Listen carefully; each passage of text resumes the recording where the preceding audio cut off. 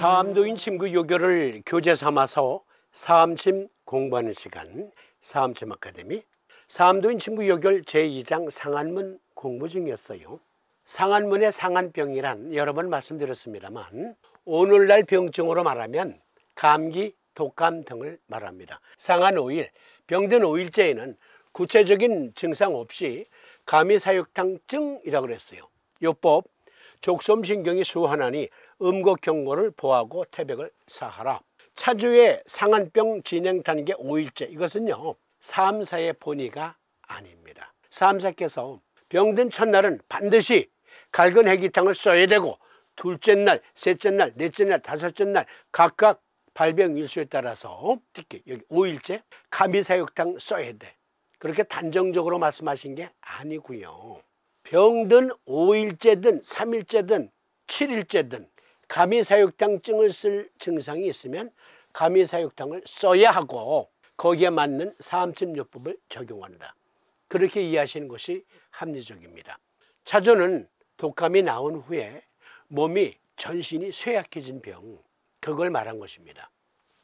감이사육탕은 부자, 구감초, 건강 등으로 구성된 사육탕에 인삼, 백출, 작약, 육괴 등을 가미한 처방으로 구성되어 있으며 열로 상한 노약자의 감기 또는 독감, 그리고 그 병을 앓고 난 후에 오한무열, 몸의 온기가 적어 신중 권화, 몸이 무겁고 서 있으면 앉고 싶고 앉으면 눕고 싶고 누우면 일어나기 싫고 수족 권력, 수족이 냉하고 이러한 증엔 감이사육탕을 쓰는데 그 감이사육탕증 이것이 반드시 5일째에만 발생하는 거 아니에요. 이것은 우리가 지난 시간에 살핀 이중탕증의 국소적인 비위헌행보다 더 광범위한 전신헌행해증을 말한 것입니다.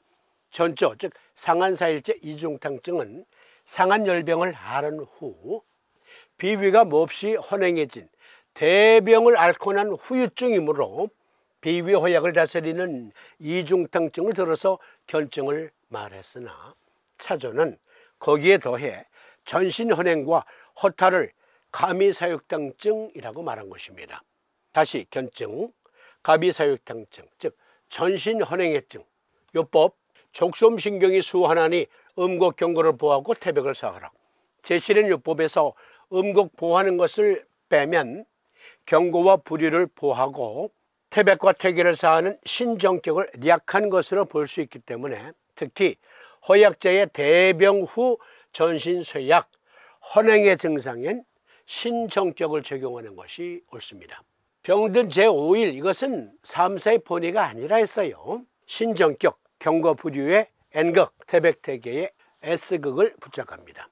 그러면 왜 신정격증인가? 감이사육탕증이 보다 구체적으로 이것은 상한 6일째 병증과 함께 생각해 봐야 감이사육탕증이 왜 신정격증인가? 그걸 이해하실 수 있습니다. 상한 6일, 병든 제6일째 견증. 견증 역시 구체적인 증상 없어요. 대신 산미수유탕증 그리고 부자 이중탕증을 찾아봐 했으니까 먼저 산미수유탕증. 산미수유탕은 중국 명나라 때 이정이 지은 의학인문에 수록된 처방인데요. 한기에 상하여 열성병이 되었다가 6, 7일이 지난 뒤 갑자기 열이 떨어지면서 손발이 차지고 아랫배가 단단하며 혀와 고환이 오그라들고 여자는 젖꼭지가 오그라들며 가슴이 번주하고 심하면 팔다리에 경련이 일어나는 것을 다스린다 했습니다. 나누어 보면 한기에 상하여, 이것은 추운 환경에 노출되어서 병이 됐다, 그렇게 생각하시면 안 돼요. 이건 병원성 병원체에 대한 개념이 없었던 때 표현이에요. 이건 독감 바이러스를 말합니다.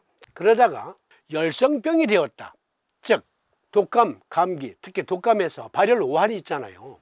그 발열 오한이 있어서 의사가 치료를 했어요. 그런데 6, 7일이 지난 뒤에, 즉 상한병, 독감 치료 후에 갑자기서부터는 허약자의 골랭증이 발생했다 이거예요. 갑자기 열이 떨어지면서 손발이 차지고 아랫배가 단단하며 혀와 고환이 오그라들고 여자는 젖꼭지가 오그라들며 가슴이 번주하고 심하면 팔다리에 경련이 일어나는 것을 산미수유탕으로 다스린다 한 거예요. 그러면 발열 후, 즉 발열 오한의 증상이 있어서 치료를 했어요. 이것이 골냉증으로 바뀔 수 있을까요? 독감, 감기 후유증으로 골냉증이, 전신의 냉증이 발생할 수 있는가? 부자 이중탕증을 살펴본 다음에 확인해 보겠습니다. 상한론 390장에 보면 차후 복병증 조가 나옵니다. 여기에 차후라는 말은 병이 나온 후라는 말이고, 복병, 이것은 돌아올 복, 즉 본병 후유증을 말한 겁니다. 394장에 이중환증이 다시 나와요. 그런데 부자 이중탕증은 상한론에 없는 처방, 이것은 송래의 진원이 편찬한 3인방에 수록된 처방인데요.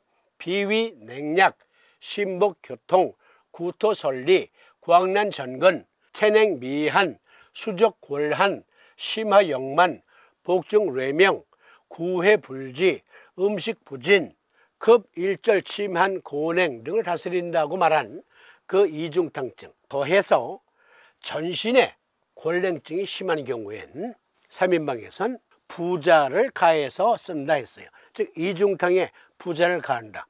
인삼, 백줄, 건강, 구감초에 더해서 대열약인 부자를 가해서 쓴다. 이것이 부자 이중탕증인데요. 차후 복병증에서 이중환증을 말할 때 이렇게 말했거든요. 대병 차후에 희타, 구불요요, 흉상유한, 당이 환약 온지 선 이중환, 즉 상한병을 크게 앓고 나은 후 가래침을 자주 뱉으며 오래도록 후유증이 남아 말끔하게 낫지 않는 경우는 가슴 속에 냉기, 한이 있는 것이므로 마땅히 환약으로 길게 치료해야 하는데, 즉 따뜻하게 해주어야 하는데 이중환이 적당하다 했습니다. 이것을 송래의 진원은 인용하면서 여기에 부자를 추가한 거죠. 부자, 대열약이에요. 이중탕 자체가 따끈따끈한 약인데, 열약인데 거기에 대열약을 더 추가한 거죠. 산미수유탕, 부자 이중탕, 이것은 차후 복병증이에요. 그러면 저체온증이 독감 앓은 후에도 발생할 수 있을까? 자료를 찾아보았습니다. 발열 후 저체온증, 무엇이 숨겨져 있고 어떻게 치료해야 하나요? 저체온증은 우리 몸이 열을 생성하는 것보다 더 빨리 열을 방출하기 때문에 체온이 35도씨 이하로 떨어지는 상태를 말한다. 특히 노약자의 경우에는 독감 또는 감기 후유증으로 열 생성 능력은 적고, 그리고 몸의 냉기는 광범위하게 퍼질 수 있다. 마일드한 저체온증은 32도씨에서 35도, 그리고 중간 단계 모더레이트 28도에서 32도, 세베어 아주 중한 저체온증은 심부 체온이 28도 이하. 미국 국립보건원에서도 자료를 찾아보니까 인플루엔자 A 뇌병증에 대한 저체온, 이 논문에선 인플루엔자 A 관련 뇌병증이 있는 2명의 어린이 사례를 말하고 있는데, 인플루엔자 치료 후에 후유증으로 뇌병증, 뇌 중추에서 열이 떨어지면 열을 올려 우리 몸의 협력 장기에게 명령을 내리죠. 그런데 그 기능이 저하되면 열 조절 능력이 상실될 수 있다. 이 영상 보시면서 감이 사육탕증, 산미수유탕, 그리고 부자 이중탕증 모두 병이 나온 후에 전신이 골랭해진 증을 말하는데, 그것은 특히 노약자들에게서 발생할 수 있다. 그러면 제시련요법은 조건음 간경이 수원하니, 이걸 잊어버리세요. 3, 4번님의 본의가 아니에요. 음곡대도를 보고 경고를 사하라. 음곡 곡천을 보하고 경고 중봉을 사하는 간정격이 생략된 표현인데, 그러나 생각해 보십시다. 산미수유탕, 부자 이중탕, 감미사육탕 등등, 이것은요 간 허증에 쓰는 약이 아니에요. 이것은 신허증에 쓰는 약이에요. 그러므로 이것은 신정격으로 바꿔야 됩니다. 경고 불유 보하고 태백태계를 사한다. 이 그림 보세요. 뇌 중추에서 우리 몸에 열력이 필요할 땐 전신을 흥분시켜서 열을 생성해요. 열기를 북돋아줘요. 그런데 뇌 중추에서 그 일을 못해. 그래서 부신에서도 열력을 생산하지 못하는 것. 이게 산미수유탕증, 그리고 부자이중탕증, 그리고 가미사육탕증입니다. 그러니까 가미사육탕증에도 왜 신전격을 써야 하는가? 이 그림이 말하고 있죠. 신전격증. 네, 이렇게 해서 제2장 상한문에서 상한 1일, 2일, 3일, 4일, 5일 그리고 6일째 모두 마쳤는데요. 즉 상한 1일서부터 상한 6일까지는 견증은 말하지 않고 방약증으로 증후를 대신했어요. 그런데 7일째, 8일째, 9일째, 10일째, 11일째 그리고 12일째는 견증은 말하면서도 방약은 논하지 않습니다. 서술 구조가 달라요.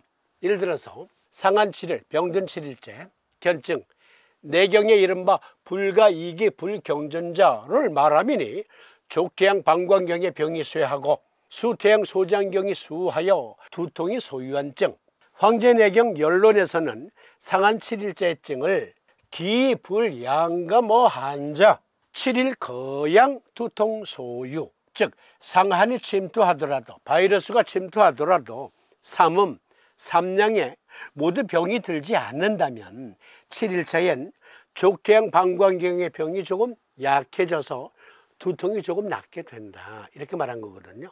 그러나 족태양 방광경의 병이 쇠하면 수태양 소장경이 대신 그 병을 받는다, 이런 원칙은 내경에도 없고 동약의 원칙이 아니거든요. 족태양 방광경의 병이 쇠하고 두통이 소유한 증, 이건 내경의 글이에요. 수태양 소장경이 수한다? 어떠한 동약 경전에도 없는 표현. 그래서 제7일째부터 제12일째까지는 견증에 어떠한 증상이 있다라고 말한 것, 그것으로 병증을 추론하는 게 더 합리적입니다. 7일째부터 12일째, 이것은 다음 시간에